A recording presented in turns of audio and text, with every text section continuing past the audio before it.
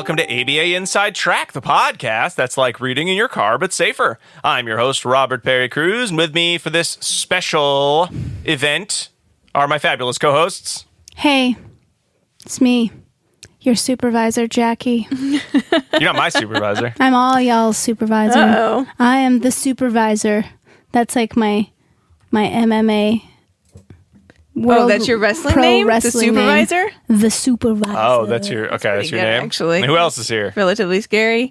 And it's me, Diana. Hey, everybody. Not scary at all. No funny jokes because there's nothing funny, just awesome about the month we're in, which is September, which means it's Supervision September. Here on this podcast about behavior analysis and behavior analytic research, where every week we pick a topic and discuss it and the research corresponding to that topic at length. And since it's Supervision September, you know what the topics are going to be. Supervision all day, 24/7. And by 24/7, I mean the 3 episodes we will release in September. We'll be talking all about supervision, which means if you are coming to us because you say, hey, I heard that you guys give CEs, we do, and they're all supervision CEs, so huzzah, what a September it will be. So we're starting it off with a discussion of the performance diagnostic checklist human services. I always think they should be Human Services Edition. Yeah, it doesn't really roll off the tongue, but that's okay. No, it's definitely one of those acronyms that I'm like the PCDDCC, Human Services. As long as you get the Human Services, you're probably okay. So if you're new to our show, welcome. We're really glad you joined us for Supervision September all month long. Like we said at the top, we're going to be discussing supervision related to being a BCBA. And what better way to discuss supervision than to discuss a tool that you may need to use as a supervisor to determine the reason, function, you might say, of a human services problem. So we're going to be talking all about research related to the performance diagnostic checklist human services today. So why don't we just get right into it, shall we, folks, and talk about why one might need a tool such as the Pdchs. Well, there's problems in the workforce, and we need to figure out why those problems are happening, and then we need to solve them. Because if you got a problem, I'll solve it. Well, only if you use a tool like the Pdchs, because as research demonstrates, just trying things may or may not be effective. True, yeah. But there's a lot of different assessments, which I will talk about after we talk about the articles. That's right. So we've got 4 articles we'll be discussing, and they're all related, like I said, to the Pdchs. Diana, what are our 4 articles for this episode? Okay. I will tell you what those are. I thought that was what the question was going to be earlier, so you really threw me for a loop. What did you think the question was going to be earlier? What articles are we discussing related to the Pdchs, Diana? Oh, no, that's the question now. Yeah, okay, now I'm ready. And the 4 articles are an assessment-based solution to a human service employee performance problem, an initial evaluation of the performance diagnostic checklist human services. There's a hyphen in there in case anyone's wondering what's going on. It's like performance diagnostic checklist hyphen human services. And that was written by Carr, Wilder, Majdalani, Matheson, and Strain, and published in Behavior Analysis and Practice. Did we land on 2012 or 2013 for this one? 2013. 2013. All right, very good. It has an awesome, awesome clip art picture at the top of 4 people wearing jumpsuits and hard hats and safety goggles and holding a clipboard. You know, if you skip the preview episodes, folks, that we do at the beginning of the month for our free feed, end of the month for our Patreon subscribers, sometimes you miss our little videos that we put out with those. And if you miss that video, then you missed that picture. You're going to go find it yourself. Or you can go to our YouTube page and you could see it. Or you go to the article. You could, I guess you go to the article, but you could watch our smiling faces and then have that picture pop up and be amused just as we were. Classic. All right, next, evaluating the performance diagnostic checklist human services to assess incorrect error correction procedures by Preschool Paraprofessionals by Beau and Sellers, published in JABA 2018. Then we have using the performance diagnostic checklist human services to identify an indicated intervention to decrease employee tardiness by Merritt, DeGennaro Reed, and Martinez. That's from JABA 2019. And finally, the Performance Diagnostic Checklist Human Services, a brief review. That's by Wilder, Symbol, and Villacorta, JABA 2020. Excellent. That's the plan. All right. So like Jackie said, sometimes you have problems at work and you as a supervisor are expected to resolve them. And while one could go about things as maybe your manager did when you worked at like the Gap or whatever, when you were first starting out as getting a summer job and just sort of do stuff or yell at employees or make them watch training videos, we all know from, if you've listened to pretty much any episode where we've talked about training or supervision, that just doing things as a manager or supervisor or boss does not necessarily result in effective solutions. And much like every problem that we face that has to do with changing human behavior, you would like to figure out, well, what are the potential functions of this, in this case, like an error in behavior that your employees may be engaged in. So let's talk. Or not engaged in. There's something not happening at your business or place of work or work with individuals that is not happening to the extent that you as a supervisor would like. And while you could pull people aside, do retrainings, use BST, and those certainly might be effective solutions, it's important to know what the problem is and then what are some potential reasons that that problem could be occurring in your workplace. So let's start by talking about Carr et al.'s 2013 article, which I think really lays a very nice groundwork for where the PDC originally came from and why it may be helpful for you. I'm actually going to combine the Carr article and the review from 2020, the Wilder. Good. I was going to hope you did. You're and if so you didn't, smart, I was going to seg you and say, what is some research since then? Right. Because then it's just weird. It's weird if I talk about it because then they go through all of the... Oh, yeah. Yep. Okay, great. So I'm going to do both. Okay. I'm going to switch I'm here back for and it. forth between the two because that makes sense for the intro. Mm-hmm. So I love in Carr in all in 2013 they lay out a really nice introduction about what the PDC is, and they liken it to a functional assessment for problem behavior, right? So we all know that there's different types of ways that we can look to see why problem behavior is occurring. You know, we can do some indirect assessments, we can do descriptive assessments, and we can do experimental assessments, right? So for you new reviewers of the BCBA exam, right, the indirect assessments are those interviews, surveys, you're not directly observing behavior. The descriptive assessments are you directly observing behavior but not manipulating the environment. And the experimental assessments are you directly manipulating the environments to see what's going to happen, right? So that's like your functional analysis. And so when people started looking at performance analysis, which is what the term is called when you're looking at staff performance in the OBM literature, organizational behavior management literature, they said that, the descriptive assessment may not actually uncover all of the variables that are affecting staff performance because you're just looking at like a snapshot in time. Mm-hmm. So you may not see all of the relevant features. In a work environment, it may not be practical or ethical to manipulate staff performance variables, right? So you may not be able to do an experimental analysis of behavior under certain conditions.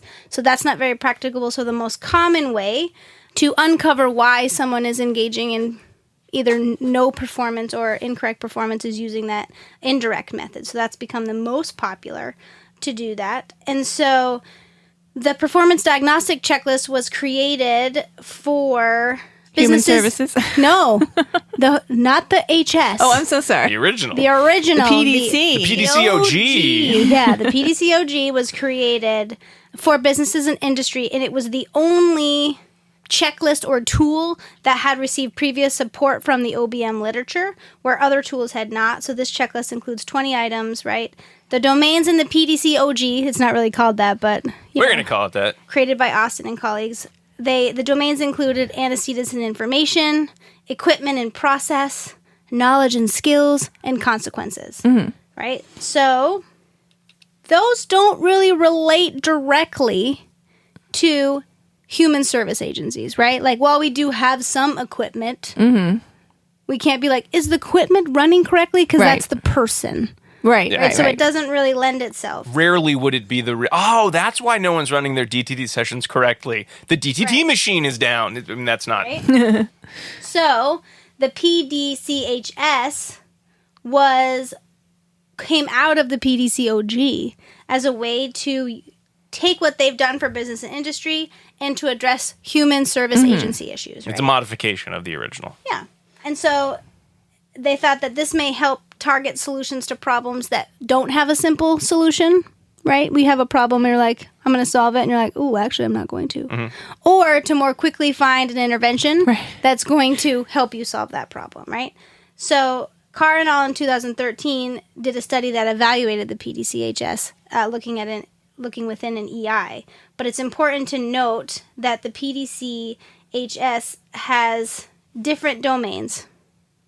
Similar but different, right? So the domains here are training, task clarification and prompting, resources, materials, and processes.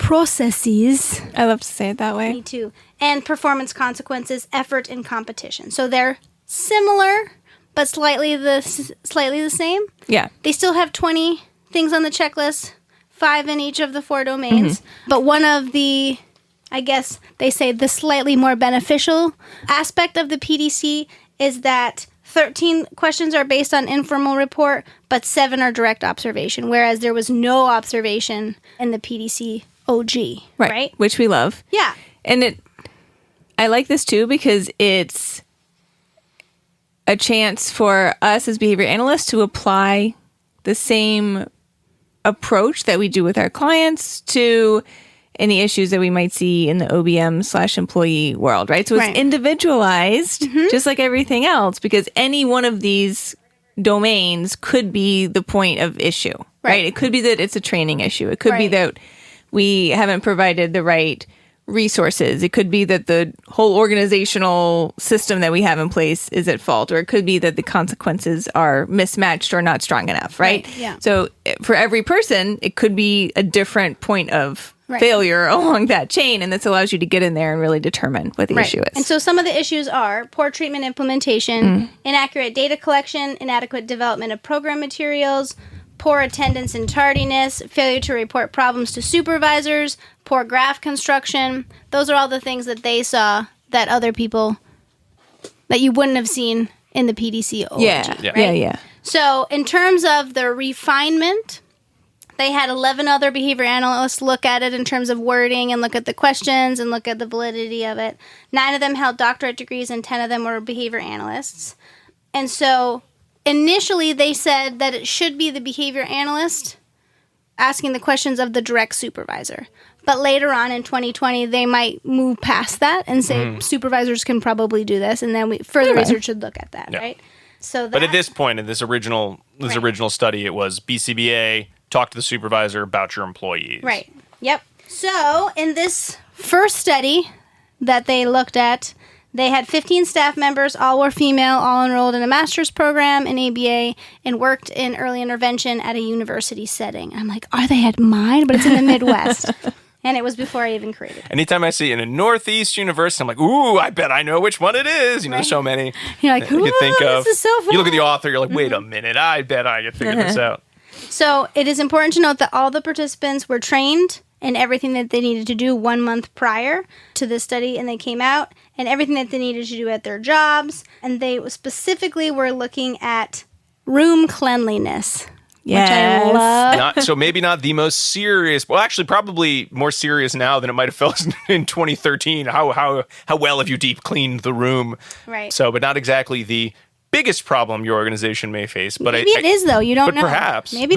And they're a good one, I think, because it's the closest to like the PDC, the original PDC, like Austin studies, were really all about like coffee shops and very non-direct correlation to sort of like the big areas we think of as problematic in our human services world. And so maybe these females, just saying that because they were the staff members, were super messy. So what they did first is they collected baseline data using the room cleanliness checklist that they had created. And then following that, they interviewed the direct supervisor using the PDCHS to identify what are the areas that may have a problem, right? Here, so we can figure out a solution. And one other thing that they did in this study, which I thought was really awesome, is they were looking at the validity of the PDCHS as well. So they chose one treatment that was indicated or came from the results of the PDCHS, and one that did not. One that was just like, the PDC didn't say this, but we're just going to make an intervention and see if it has any merit, if it does anything. So that was part 2 of the purpose. Right. So they use a concurrent multiple baseline design across rooms. This is a beautiful graph, by the way. If anyone wants to look at a beautiful graph yes, it is. that shows like what a multiple baseline design looks like, this one is it. But the first graph is what the supervisors found on the Pdchs. And surprisingly, all of the respondents found similar things, right? They saw that it was training and consequences that were the highest. So they decided to pop those two together for the first intervention, and they used training and they did posted grafted feedback, and that was their first intervention. And so for that one, they explained each item on the checklist prior to the session. They posted the checklist on the wall, but didn't let the employees leave with the checklist. Probably didn't want to give it to everyone else or the other rooms. They just, Right, here right, it yeah. is. Yeah, it's very, very much an experimental step as opposed to a real business where you'd be like, here, please make sure everyone has a copy right. of this. Sleep with it. Come on. Put it under your pillow. They had the participants go on with their day, right? Their cleanliness part. And then they made them leave, and then they took data so that the participants were not watching them take data. I like that. And then they graphed it and posted it when the participants weren't there. Mm-hmm. It wasn't like an audition where you wait patiently until it gets posted. The feedback elves just left you a nice graph on how many steps you'd followed in so the before little the checklist. next session, the graph was posted right next to the checklist. So I think that's funny. It's just like, sacred graph comes out of the wall. The second intervention, I think, is funny. So these are the two domains that didn't receive high scores, although they did have somewhat elevated scores, right? They weren't zero. So It was a lower. We'll talk about that, but they were lower. They did task clarifications and making things easier, right? Putting things in everything was like salient locations. right in front of them. They said it, yeah. So they posted the checklist, but didn't speak of it. I love that. They're like, we posted it on the wall, but didn't tell anyone that it was there or talk about it. And we made sure that all the items that were needed to make the room clean were located in a very salient location. And then they looked to see what happened. And surprise! The treatment that was indicated by the Pdchs saw drastic increase in cleanliness pluses on the checklist, while the second intervention, which was non-indicated, saw no change, really, which you wouldn't really see it to have change, right? But, you know, what are you going to do there? I was always kind of a little surprised because it's going to be a theme in, I think, all the studies of the sort of, we did the matched results intervention and the unmatched results intervention. And you always think, well, the unmatched, it's got to have some effect, right? Because you think of how many times have you had bosses just randomly throw something at you, supervisors just throw an idea at you, and you always think, oh, things must have gotten better. But then are you faced with the terrible reality of, oh, so many people, supervisors have told you to do things differently without using a checklist like this, and nothing actually ever changed. You all just felt better because you thought it should change. You know, what kind of reactivity might be going on there? Yeah. That's scary. That's scary to It's think about. super scary, yeah. But yeah, so this was really awesome, right? And anecdotal evidence from the BCBAs that were the supervisors said that it was useful and helpful, and it quickly and effectively found an intervention that would solve the problem. Mm-hmm. So, but one limitation that they say that I think is notable, they did list a lot of limitations. It seemed like the reviewers here were, reviewer two was like, hey, limitation.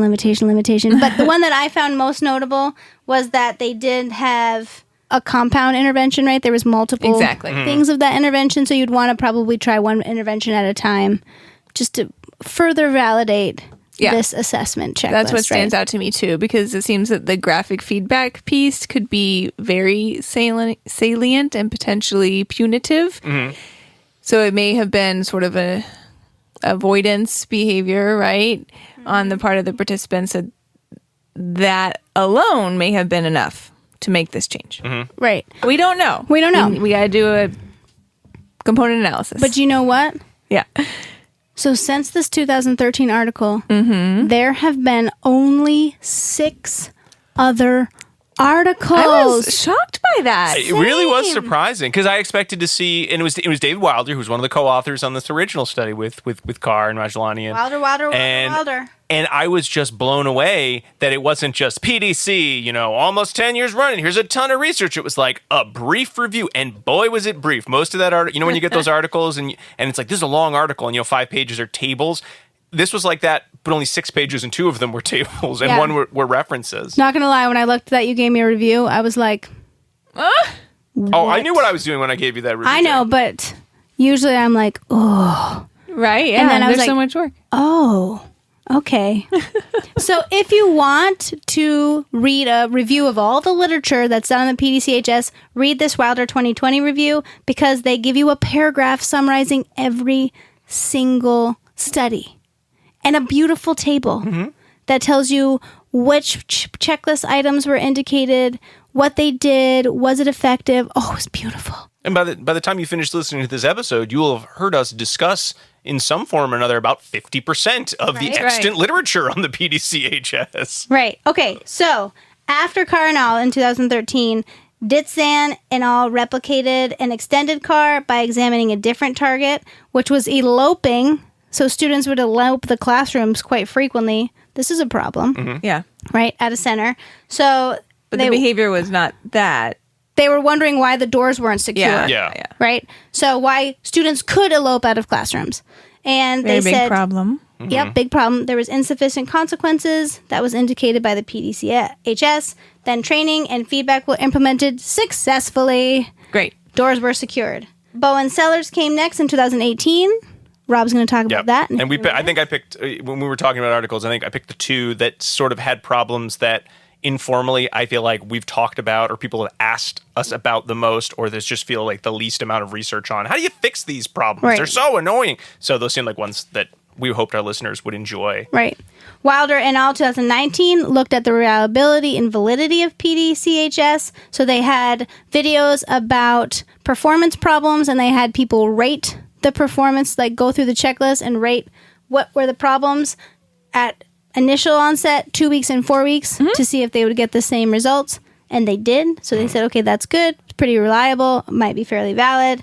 Then Diana's going to talk about merit in 2019. That's the most recent PDCHS study.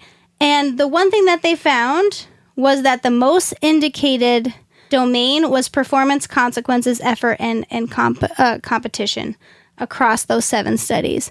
And then the rest of the study goes into talking about future research, which we'll talk about in Dissemination Station. Yes, with 7 studies, there's a lot of future research still to come. All right, so what do we know coming into the break? Well, PDCHS seems to be a reliable measure. It appears to be a more effective means of identifying the function of some sort of a human service work employee problem than just guessing or assuming or throwing interventions at the wall and seeing what sticks. So when we come back, we're going to discuss 2 direct implementations on some problems that I bet many supervisors listening out there have said to themselves, there's got to be a better way. And that better way, when we return. We'll be right back.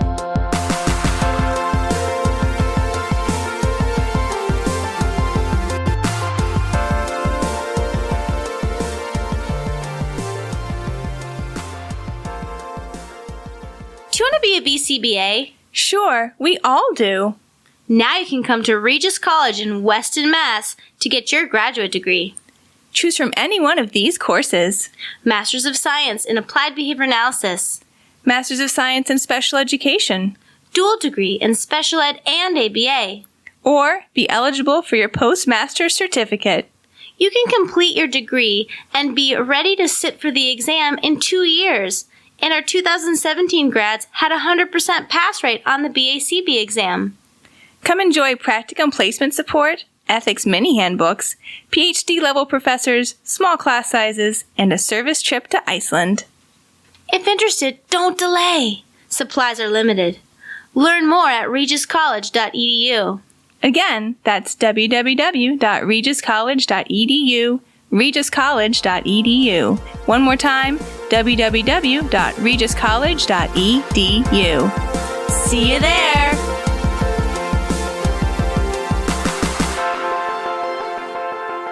And we are back talking about the Performance Diagnostic Checklist Human Services as part of Supervision September. But before we continue with a little bit more in-depth discussion of some research related to the Pdchs, I want to remind all of our listeners that ABA Inside Track is ACE and QABA approved. By listening to this podcast, you're able to earn 1 Supervision CE. All you need to do is finish listening to the episode, then go to our website, abainsidetrack.com/getceus. That's GET-CEUS, and click the episode you want CEs for, or hey, check your podcast player for a direct link to that page, and then enter in some information, including 2 secret code words that we've hidden in the episode. And the first of those code words is T.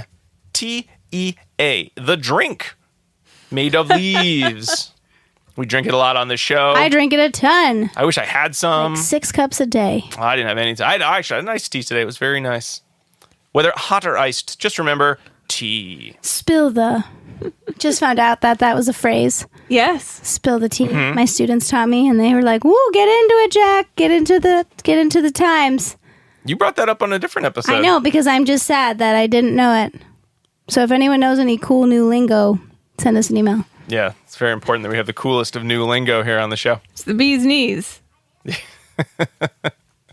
All right, so I will discuss Beau and Sellers. I'll lead the discussion on Beau and Sellers' 2018 article. So in this article, our authors said, hey, the Pdchs, it's gaining steam since 2013. We've had some studies showing its reliability. It's listed as the most commonly implemented informant-based performance assessment.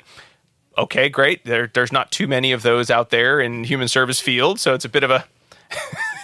I don't know if that's exactly the most useful statement, but hey, that's how we start. And again, like we talked about, this tool was going to be used by Beau and Sellers to say, well, what if we use this to assess specific poor performance in our location of note, which was a preschool? And the key differences here were, number one, the problem. The problem here was the use of an error correction procedure in a special education classroom with 3 to 5-year-old students in the receipt of discrete trial training. And also, does a BCBA need to be the individual who uses the Pdchs, or could other informants be used to give the Pdchs in terms of doing the observations and doing the interviews with other supervisors? So those are kind of the big 2 key extensions and differences in this study. So we've got our special education classrooms, our early childhood special education classrooms with our students getting DTT services. We have 3 special education teachers who are going to be using the Pdchs. They have no behavior analytic credentials. The authors are very clear to let us know that. And they're working with 4 different paraprofessionals who received an initial training in DTT at the beginning of the year. Was not the greatest training of all time, in that they got a verbal review of what DTT was, and they watched someone else doing DTT once. And then there you go. 4 months later, here's where we are with individuals continually failing to complete the error correction Missing step. Some role play and feedback. And I know for us it's easy to say, I can't believe they didn't use BST. What a fly-by-night operation. But in reality, many places do not have the resources to complete BST. And we can talk about the ethical quandary there, the supervision quandary there, how that's not appropriate. But that's probably not the best way to get individuals to try to use BST more effectively. So they know they have a problem. They want to do something about it. So they're going to use the Pdchs. So again, it's been 4 months to up to 2 years that individuals received that fabulous training when they started. And the biggest problem seems to be they're getting 70% or below on observations of a checklist of the use of error correction procedures. So what are error correction procedures? Of course, anyone out there using DTT knows the error correction procedure is the steps that the therapist will take when a child makes an error in discrete trial training, whether it's some sort of errorless prompt, or then they repeat the prompt at the last mastered prompt, or whether they don't do anything, or the no-no prompt. There's lots of different ones. The error correction procedure. Love the no-no prompt. Remember the no-no prompt? I do. And there's no general consensus on how to implement error correction procedures. There's lots of different methods that float around out there. So if there is one piece of this where you might see, differences in responding, I think error correction is a pretty common one. Yes. But in terms of what the researchers were looking for, or the teachers were looking for, was blocking the error, remove materials, look away or look down for 2 seconds. The error gets recorded. The child's attention is regained. The materials are represented. The instruction is represented with the last successful prompt from the session based on whatever the data of the child's previous trials. Praise only was given, so any other tangible reinforcer was not given. The response was recorded, which that's not how I've ever done an error correction. Right. Like you were saying, Diana, there's not a consensus there. There was a brief ITI and then the next trial was presented. So again, if you're wondering what it was because you're saying, what is the best error correction? That's not necessarily the best error correction. That is the one they used here. So we're not going to talk about whether that is or is not a good error correction. That's just what they used, okay? So don't get too... I always like to find that out when I see error corrections. Like you said, Diana, I'm like, I wonder what they did differently here. And it almost never is the exact same one.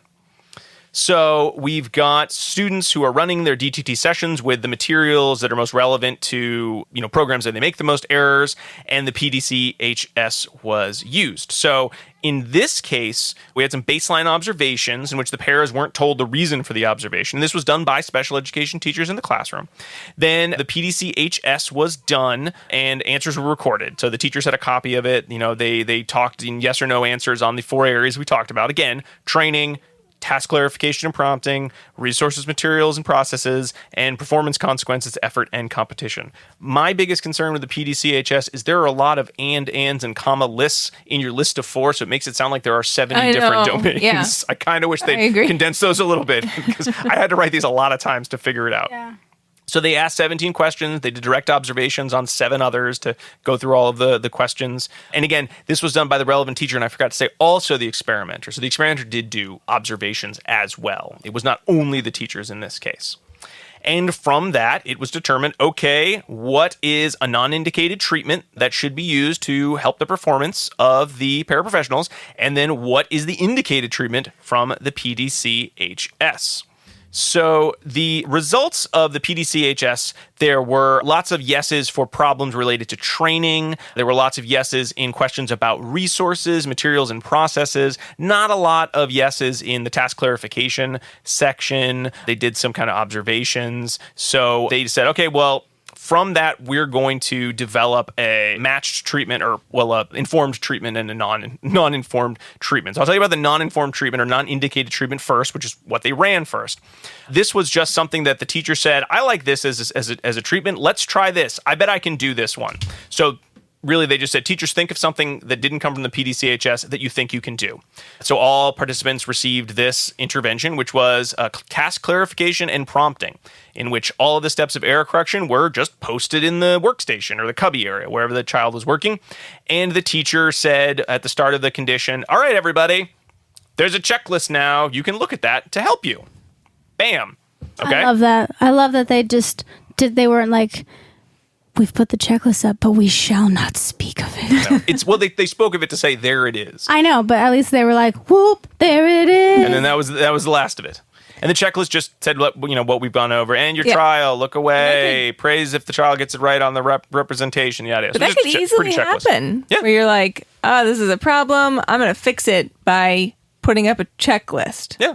Right? And you'd be like, I did good. That's I easy. clarified That's the something. task, Yeah. right? Because that's the task clarification type of thing. But that was not what they needed. No, and reading this article and reading all these articles, I think about my own supervision in terms of, well, what is my first intervention? It's going to be the one that is the easiest and that insults the people I'm trying to supervise the least. The most. And it's, well, that actually might end up being effective. But it's, the idea of like, well, I bet they didn't mean to make a mistake. I bet it's something simple. They just forgot. And I'll just give them a little simple reminder. And that's not to say that couldn't be the problem. Right. However, at least in every single study that we either discuss at length tonight or referenced in the Wilder review, doesn't seem that that's often the problem. But again, 7 studies. Yeah.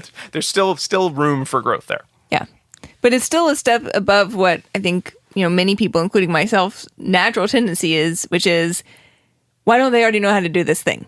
Just complain? Yeah. Complain about them to other people? No. I don't do that. No. Nothing says good supervision like talking behind your supervisees' backs to other BCBAs. It really usually moves the needle, right? Eventually it'll get back to them. They'll feel so bad that they'll do it right. I feel like that is the human response, right? Is I taught these people how to do this thing, and why are they now doing that thing, right? So just automatically putting the onus on them when as a supervisor, it should be on us to try to figure out what have I not provided to them to help them do this task in the way that I need them to do it. Yeah. If you don't have a poster that says the organism is always right in your office, supervisors, we recommend maybe you want to purchase one or make your own. 'Cause it's good to remember if your employees are doing something wrong, it's because something in the environment is controlling that behavior, and you as a supervisor need to figure it out. Yeah. Right. Or you could complain if you want to. I mean, if that's fun for you, I guess. But if your goal is good supervision, we recommend moving beyond that pretty quickly. Just trying to be honest here. You know what? I appreciate your candor, Diane. Thank you. I'm going to post a little thing next to you, and I bet that will keep your great supervision going. Next to my hang in there kitten poster, and my pigeon turning in a circle. Yep. Pigeon is always Garfield right saying, poster. "Can't believe it's Monday." Mondays. All right, so we've got our little cheat sheet next to our paraprofessionals, and surprise, surprise, it did not really move the needle in terms of improving the use of the error correction procedure. Okay, that's fine. So let's move on to the indicated treatment, which is what came from the read of the PDCHS. And again, another theme that we'll talk about in terms of future research is it's not like the PDCHS is a machine where you put in your answers and it shoots out the treatment for you. Oh, you need to do this treatment. But one thing I do love about it is that every time I fill it out, I would go boop boop beep beep beep doop boop boop boop boop boop. You can add your own sound effects. Yeah, Yes. and then, but it gives you the resources. It gives you the articles to read. They're like, here is a treatment, and here's what you can read about it. Yep. That's what I love about it. But it goes boop boop boop boop. That's what it does. Yeah. Yes, but it does not churn out like the little piece of paper come out and it says like, oh, here's exactly what you need to do now. Like the sound. Yeah, your dot matrix printer I'm does now not telling shoot the out. computer exactly what it should do with the lifetime supply of chocolate. Oh, that's good. Thank you, Willie. You know what our listeners love? It's references that are 60 years old, 50 years old. I had that CD, man. Oh, wow. The soundtrack. The soundtrack. Oy. All right, so indicated treatment here. So the teachers and the experimenters came up with let's do training.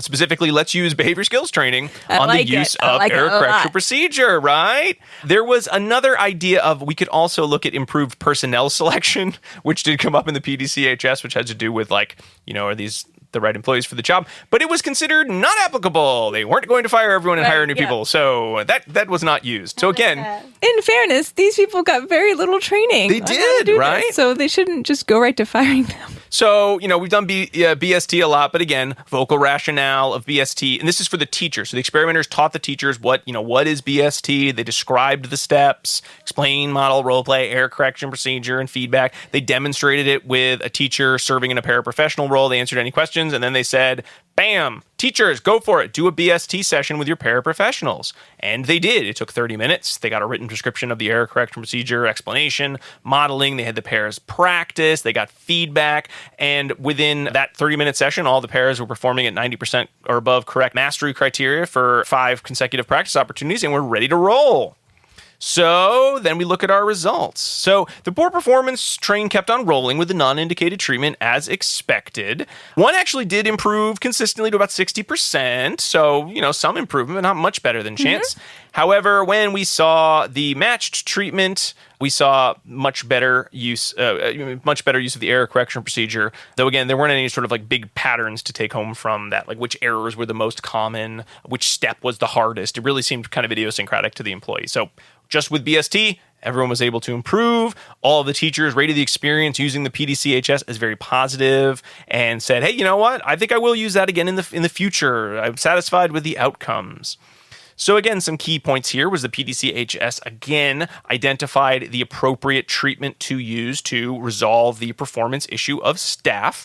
When a treatment not recommended by the PDCHS was used, we saw very little change, if any. And when a matched treatment was used, we did see change, and everyone was very happy with the results. And in this case, it wasn't even a behavior analyst supervisor who needed to use the PDCHS. Now, that might be sort of irrelevant to some of you listeners out there because you're saying, I might use the PDCHS in the future and I am a behavior analyst. But hey, if you have colleagues who are struggling with these problems who aren't BCBAs, it's not that you couldn't recommend this as a potential tool they might want to look into. Certainly some of the limitations we'll talk about at the end, having to do with, say, maintenance. What were some other factors that might have been important? And, would the Pdchs is it a one and done kind of a tool or something we should be using frequently? And again, we'll talk more about some of those extensions and dissemination station. But again, a good example of a common problem for many of us BCBAs, supervisors, and a potential idea for how to determine a solution. Now, Diana, let's move over to our next study to talk about another common problem that many of us face as supervisors. Okay. And possibly as employees ourselves. Yeah. I think one of the problems is that people like you too much. Yeah. I'm just too honest. I'm just too honest and friendly. I've got to use the Pdchs to determine how, you're just, such a good boss. How am I have to observe it. I'm Care just kidding. too much. Caring too much. Just too much caring going on. I do love that when people say that. Yeah, right. I just care so much. That's a weakness of fault. mine. I'm just perfectionist. Everyone, find a problem and then think about how you solved it. That's the answer your people interviewing you want to hear. Okay. So this was That's a free tip. the Merit et al. Study, and it was looking at decreasing employee tardiness. And so this probably rings a bell for you as a listener, either because you supervise folks who are getting to work maybe not on time, or you yourself maybe are not getting to work on time. That's me. People fall into one of these categories very often, and I am the person who has a hard time getting to work on time. So reading this, I was the whole time I was cringing. I was like, oh no, I would have to be in the study. I think I'd be a Mandi if I had to pick one of our participants. I don't think that you would be a Mandi, and I'm a Mandi. no one knows yet what that means. So we'll get to that in a second here. But in my defense, when I needed to get to work at a certain time, I did get to work at that certain time. It's just my schedule now is a lot more lax, which Diana, I appreciate. when we posted your schedule on the board, you're one of the few people that I just was didn't look at I'll it. get to work at time. No, I just didn't even bother to look at it. So maybe I'm supposed to be work on time and haven't been attending to that public posting. Who knows? That's hilarious. I posted it really big on your door, but then I didn't tell you about right? it. Yep. And I mentioned it once I passed it. in passing. All right. So they wanted to let us know that they did a survey and 16% of workers arrive late to work at least once per week. I was surprised by those statistics in that I thought they would be much higher. Same. I was hoping they'd be much There higher. are many reasons that people are late to work. Common ones include traffic, lack of sleep, issues with childcare, and public transportation problems. I get all of those except for public transportation problems. Yeah, totally. So that totally makes sense, right? Like I said, that ticked all the boxes for me as well. But if you are a supervisor, this can be a real issue for you and or the company. So there can be, productivity / financial issues for the company. And that's at the, mega level, but at the micro level, there are also really important implications. One could be that there are morale issues amongst staff. So if one staff's always arriving to work late, everyone else is having to pick up their slack, get the sessions prepared and ready, etc. for them, and people don't like doing that. And then for us, of course, most of us work in human services, social services fields. So we need our staff to be there to provide services to clients. And if your staff isn't there, then your client isn't getting their session. And that's really important that occurs. Yeah, and even if they are there on the time for the student to arrive, they could have used that 5 or 10 minutes or however long ahead of time that you're paying them to come in to actually prepare a more meaningful session for the client. Yeah. Usually you need to be there early in order to get everything prepared and ready. So that is why that this is problematic, not that I probably needed to explain that to anyone. So the point of this study was let's use the Pdchs to determine why the staff are tardy and then inform our intervention through this assessment. There were 4 participants in this study. They were 4 female employees of a school for autistic individuals in the Northeast. I guess it was in the Northeast. We don't know where it was located, but I will note that all of the authors were working out of the New York State area, which, according to my children, when they had to do the different areas of the United States, does not count as the Northeast. No, it does New York not. is not part of the Northeast. Right. So who knows what was going on? We don't know where the school is located. And they were identified as potential participants to be in the study because they had arrived to work 10 or more minutes late at least 3 times in a 2-week period. But all of our participants way blew past that as the minimum requirement to be involved. Do you think in those initial interviews, like, no, could you tell us about some of your employees, who are late? Do you think the answer was, oh, we have a few that have been late, more than 3 times in the last 2 weeks? Or do you think like, oh, these 4, they're always late? I suspect. I mean, everyone did. They've never been on time. Do informed consent and was happy to participate in the study and also recognize that their tardiness was problematic. So they knew there was a problem. And I'll let you know later how well this worked to correct the problem. So they had to be there by 8 a.m. And so if they were there at 8:10 or past that, then they were considered late. Our 4 participants are Allison, who was 27. She had been late 31% of the past certain number of days. Susie was 24. She'd been late 41% of the past certain number of days. Naomi was 43, and she'd been late 44%. And then Mandi was 24, and Mandi had been late 92%. Oh, man. Rob, you're such a Mandi. I'm such a Mandi. I'm always late. So I'm pretty sure she came to mind as a potential participant right away. She did too for herself. She's like, yeah, I think she probably did. And all of these participants were teachers' aides or teachers' assistants, so they did need to be there at a certain time, right? We had 2 dependent variables. The first one was the cumulative number of days that the participant arrived on time to work. And they actually used a cumulative record in this study. Nice. I know, so rare to find those. So it was really cool. And to assist us in looking at this dependent variable, they calculated the slope of the cumulative line. And that was kind of the, way that they measured that, which is super cool. Yeah. And you really rarely see that. So take a look at the graphs in this study just for that reason alone. And then our second dependent variable was the number of minutes that the participant arrived late. And they determined this via a punch in, punch out time clock. So that was very, maybe not surprisingly, IOA was 100% because they had the time clock thing. Our experimental design was a multiple baseline across participants with an embedded withdrawal design. And then I'll tell you what they did. So first, they did a pre-intervention assessment, which was when they administered the Pdchs. They did it with the participants and with their direct supervisors. It took like 15 minutes. They reviewed that the participants knew the expectations of the arrival time for the job. And they also had to sign a form that said, yep, we know that we're supposed to be there at 8 a.m. And then they went through the checklist, as we've already discussed, to try to figure out which piece would be the piece that was most likely contributing to their tardiness. What they found was that it was really not a training issue. Like I said, everyone knew when they were supposed to be there on time. And then depending on the different participants, for some of them, it was a little more the task clarification and prompting. Some it was the resources, materials, and processes. And some it was the performance, consequence, effort, and competition. Phew, they are long categories. Mm-hmm. But really, everyone had blips in all of those areas. So they didn't really break it down further than that, right? They just said, okay, we're going to address all 3 of these potential areas in the intervention through a package design. Exactly. But before they did that, they did some baseline.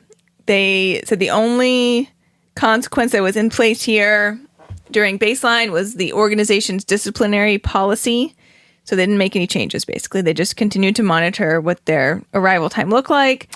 They get written up, though, right? You get written up. I think they lose money was one of the other ones, although then in the discussion, it seemed like that lose money was potentially not a good variable. It might have been signaling the wrong behavior. Yeah. Like the way it worked. Yeah, and they did, and some of the participants did get the disciplinary action piece, but it was not controlled for. So it was like this company policy, so it was outside of the experimenter's hands, basically. And then after they did the initial baseline, then they went into intervention A. This was based on the results of the Pdchs. And so, like I said, it was kind of across all of those different domains. So for the task clarification and prompting, the way they addressed this domain was they had individual meetings with each of the participants where the expectations were reviewed. And they gave the participant a written summary of what they need to do. And this participant signed it. Then for the resources, materials, and processes part, they had a problem-solving discussion with the participant where they thought about what variables might be affecting their arrival, time to work, and worked with them to try to think of like solutions to the potential problem. So, for example, if they're always running around in the morning and rushing to try to get things together, then they problem solve with them. How could they better prepare the night before? So they came up with a solution for everyone, and they wrote the potential solutions down. For example, one of them was going to get a new alarm clock that was like louder. One of them was going to get a traffic app on her phone so that she could try to avoid like the most congested traffic times or routes. And then one of them said that her issue was that she was circling the parking lot for a long time to try to find a parking space, and that was actually taking longer than if she just parked down the street and walked. So they said, why don't you try doing that instead? So for all of them, they wrote down the solution, and then they asked them to provide some type of evidence that they had implemented the solution, like take a picture or something, but none of them did that. Sure, I wouldn't. Yeah, I know, right? that was kind of condescending to the employees. Well, they were trying to get an observable, I understand. guarantee for the study that it had occurred, but they couldn't. And then for the performance, consequences, effort, and competition part, what they did was on Fridays or whatever was the last day they came into work, they had a 5-minute meeting with each participant individually, and they reviewed a graph of the participants' data.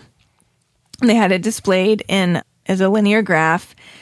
And then if they were late, they also gave them daily verbal feedback. It was provided privately. And then they just threw this in here, like real quick on the side here. They're like, oh, but one of the participants didn't do intervention A. Naomi did not. She just showed up late, I guess, to the party. She missed the intervention. She missed intervention A. So only 3 of the 4 of them did intervention A. Then we had intervention B. Now, the reason why we had intervention B, as you may surmise, is that intervention A only had limited effectiveness, or if they saw changes in intervention A, it was not sustained. So intervention B, they moved on to include a few more heavy hitters here. They did away with the corrective feedback as they had it in place. Now, instead, participants got praise and a token for on-time arrival to work. What are these tokens, you ask? Well, the school already had a token economy in place for its employees. I'm so glad they put that as like the second sentence in that section, because I was like, oh, they started a token economy for these 4 people? Like, the rest of the employees are not going to be happy about that. No, it was already established. The token economy that was there, the employees would get tokens provided by their supervisors for doing all sorts of like case manager related tasks, basically. And then they could trade them in for gift cards, leaving work early, other activities and stuff. They got one just for showing up. Right. So our 4 participants here also now would get a token for coming to work on time.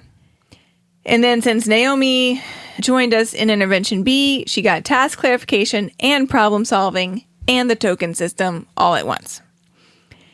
Now there was also an intervention C, but intervention C was only for one of our participants, and that was Mandi. You may remember Mandi. Such a Mandi. Oh, such a Mandi. Was the one who was 92% or late 92% of the time. So for her, intervention A is not effective. Intervention B was somewhat effective, but not that much. So she got intervention C. And in intervention C, she got a token if she got to work at 8:20. Wow, they're trying hard with Mandi. I know. Yeah. So And Maybe there's other stuff that we didn't know that there's was probably going on. other stuff Right? that we don't know. They did not get into it. Exactly. They may have known more about what was going on there than we do. Well, but not to jump Which is ahead, appropriate, but they 'cause did it's have a two of the research participants study. did have other things going on, Yes. which they did mention. Yes. So the fact that they left these things out on Mandi, it either was you did not give consent for other information, Yes. or Mandi just really was having a hard time getting it together to show up to work on time.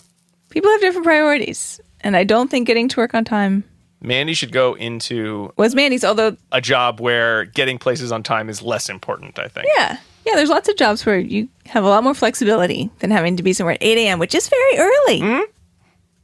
Yes. Okay. So they also did procedural integrity. That was A-OK. They did social validity. All the participants agreed that their tardiness should be intervened upon. Fair. And they thought that the intervention would be effective when they were asked, but it was varyingly effective. They did their social validity before the study. They did. Yes, they did. Okay, so in the initial baseline results time, the initial baseline was pretty much 0 for everyone. Intervention A, now remember these results are talked about in terms of slope, right? So a slope of 1 is a line coming up at like a 90-degree angle, and in a cumulative record that would be as high as they could get because they can only get 1 per day.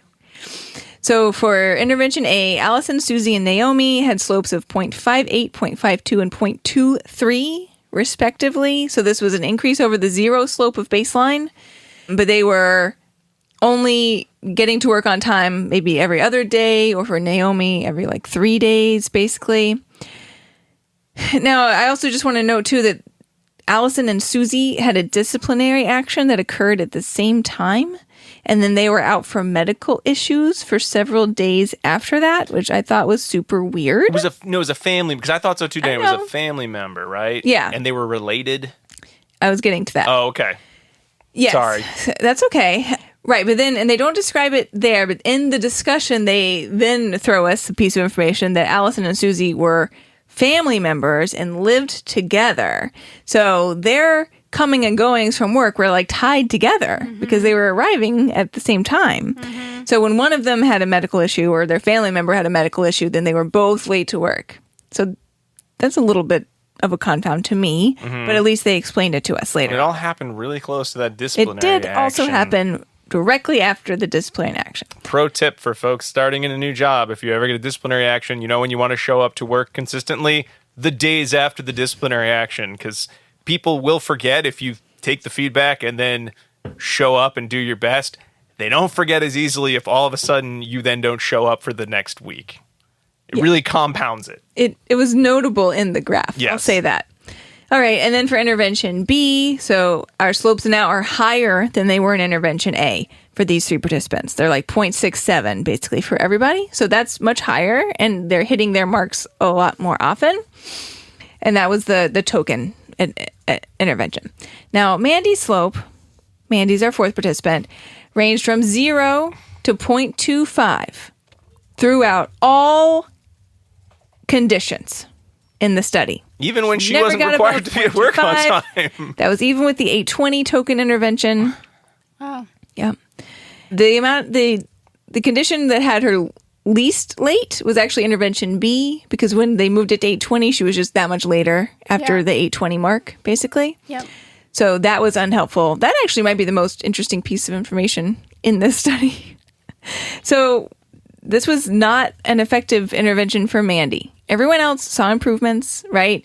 But Mandi did not. So what we don't know from this is what was really going on for Mandi, or what might have been an effective intervention for her. Maybe she's just not a morning person. Maybe there were other like giant issues happening for her that were preventing her from getting to work on time.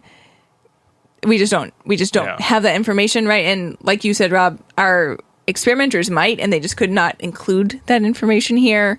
But it's a good example of a time when you might be trying to get that information through a means such as this type of assessment and still not have all the pieces that you need, or be making modifications on the consequence side, but it doesn't matter because the whatever is preventing the behavior from occurring is probably a much larger issue on the antecedent side. Yeah, I'm going to make an assumption, but this reminded me a lot of, I think it was one of our grab bag episodes where we talked about people handing in work late or procrastinating and how to get people to stop procrastinating. And the take home I always get from that study is after intervention, some people just always handed their stuff in on time, intervention or no. Some people benefited from the intervention and went from procrastinating to handing in their work on time. Some people just didn't care and handed in everything late, no matter what intervention. So I don't want to make I don't want to make giant assumptions for anyone being late, but at the same time, it is possible that Mandi just was like, I come to work and I do a good job. So as long as I show up before, my student is there or before some other thing happens, then I think I'm doing good work and I don't care. That's not important to me, or I'm doing something, or there was a real family problem, or traffic patterns Maybe that cannot she's be controlled. Dropping her kid off at daycare and she can't get there sooner. Right? You think they would maybe have that would have been told part of the us problem that? solving, you would have thought. unless you didn't want to talk Sometimes about you it. cannot solve those problems. Yeah. Taking a picture of the new childcare center that they built next door, maybe Yeah, exactly. maybe not a reality. Yeah. So the conclusion here is that the Pdchs informed the intervention, but then they just went ahead and implemented like all the pieces of the potential problems. So it was like a big old package, and we don't know what was necessary, what was sufficient, or even how much we really gained by doing that assessment initially if we were just then going to address all of the pieces of it at once. And some of that may be a moot point in that I think most businesses, if they're going to use a tool like this, if it comes out to there are multiple problems, is it the most cost effective at times to say, well, then do all the solutions at once rather than, well, let's try this one and then come back to it and then we'll add this one and come back. From an experimental point of view, that makes sense. But from a business point of view, I want this problem solved. I did the stupid assessment. I need the solution tomorrow. So just do the things that are easy and this assessment says we should do, and let's see what happens. It's not a stupid assessment, Rob. I'm playing the part of the angry boss. The angry boss loves the assessment, though. Yes, who loves the assessment? Well, maybe they don't. Maybe they are not a BCBA and they never heard of this thing. Who knows? They just bought your company and they don't know what they're. Sure. They're an oil baron or something. I don't know. I've got a real scenario there. I did also, not to keep bagging on Mandi, but they did make a statement that one of the possible confounds was that multiple or at least one supervisor was heard to like make positive statements about the fact that Mandi was there, or like, I'm so glad you made it here like earlier today. So there was also the potential that Mandi was getting the mixed signal of the fact that she was showing up anytime close to like 8:30 was apparently enough for everyone to be excited about it. Maybe Mandi was just really very likable. Everyone just kind of let it go. Oh, Mandi, you're so good at your job. It's okay that you were 40 minutes late today. I'm just glad you made it earlier than 9:30 like yesterday. Who knows? Yeah. We don't know. All right. Well, let's move into dissemination station. So after that discussion of about half of the literature that's out there on the Pdchs, I think we all can agree that this does seem to be a very promising tool to use for better pinpointing the function of common problems. And now, the research has only really covered, I wouldn't even say 7 common problems, more like 4 or 5 common problems. We picked ones that we thought were going to resonate more with listeners than closing doors or cleaning tables. So, we picked the tardiness and we picked the error correction, so kind of a staff error. But we could probably extrapolate that similar related problems, so errors with delivery of reinforcement would hopefully follow a somewhat similar passage as the study we discussed in terms of error correction procedures by Beau and Sellers, possibly something in terms of staff being rude to each other around professional behavior, perhaps would follow a similar trajectory as the Merritt and et al. Article. But we don't know. So if anyone out there is looking for a great research study, it's called Pick a Different Human Services Problem and Use the Pdchs to determine whether you can extend its effectiveness to new and novel problems. Yeah, Wilder also gives us some good suggestions for future research to continue to look for the most common variables affecting different types of performance problems, so that then they could have like a little if you see this, it's probably this. I thought that would be super helpful. They wanted to have more research looking on whether the non-BCBA supervisor could do it on their own without the help of the behavior analyst, right? Only 2 studies have done that, so they would want to look at that more. They would want to look at if the supervisor did it by themselves versus the behavior analyst asked the supervisor, would the results be the same? They also wanted to see what employees would do if they rated themselves on the problem. I love that. I was like, how can I do this? So you might see me do this in the future. It was a little bit in the tardiness study. They had to talk to the employees, asking your boss, why do you think they're late? I don't know. Right. They don't like the job. Like, they're just going to make up reasons. So they did have to include the employees in that study. Yeah. Continue to look at the reliability and validity of this assessment tool since it is new. Would multiple supervisors agree with the same problems? And look to see how Pdchs compares to other type of assessments, right? Just an indirect, just a description, or if you have weird ways to do experimental. They said there's some weird ways we can do experimental analysis on staff performance, but you would really have to think about that. Yeah. But let's look at it because, that's what they've done with the functional assessment literature. They said we might need to look into creating more instruction on what domains to target if multiple domains have higher, checklists, right? So looking more into that. So if we could have more suggestions there, and to continue to do the indicated versus non-indicated treatments for interventions to just make sure that the PDCHS is actually helping you and not just something else that you're doing. Yeah, given the number of studies out there, I can imagine that while there haven't been any in these 7 studies that carry over, I can imagine that there are a couple common, kind of yes answers that you could get that a non-indicated treatment might still capture enough of the relevant variables to still show some effectiveness, even though the PDCHS really didn't spit out, hey, this is the package you should be using, just due to similarities in sort of how we do interventions. But never did in these studies. So, I mean, who knows? Maybe not. Maybe that's not as common a possibility as I was assuming it would be. I also kind of like the idea, and I think this was in the CAR study, of an idea of having a tool, whether it's the PDCHS or some other common tool that we use more regularly in our supervision and improvement of supervision or improvement of performance decisions.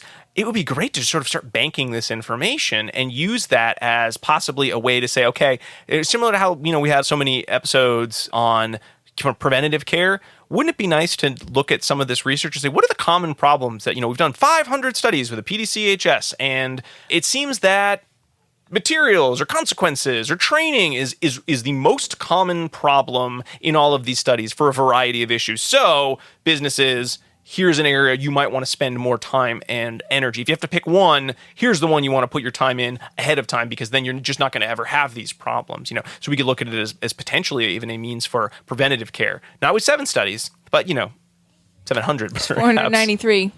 We're almost there. To go. Just got to keep chipping away. So I was surprised. I think we said this in the preview. I think we were all surprised we did not talked about this before. And I think I mentioned there that I'd seen David Wilder present on this at Babbitt. And I thought, what an amazing tool. And I then never, ever looked into it or used it. But I'm going to try to keep it in mind. Working in a human service field as a day job, I kind of want to pull this out the next time there's a performance issue, rather than go to the sort of standards like, well, we could tell everyone, remind them that this is a problem, and then maybe we could do a training. And some problems are ones that, if you work in a place where no one's ever done a training, you may want to do a training first before you do the PDCHS, because most likely that's still going to come up as a problem, even if there are other kind of functions of the common problem. But still, this may give additional information that supervisors just sort of assume aren't the case or aren't putting into play, or you've had a bad day and you just assume it has something to do with personal lives rather than a skill deficit or poor training on your part. So here's a great way to sort of pinpoint that and share the results with decision makers, whether that's you or whether that's people above you or whether that's your employees just, interested in making changes themselves and being a part of this solution. All right. Any other final thoughts? Go out and use it.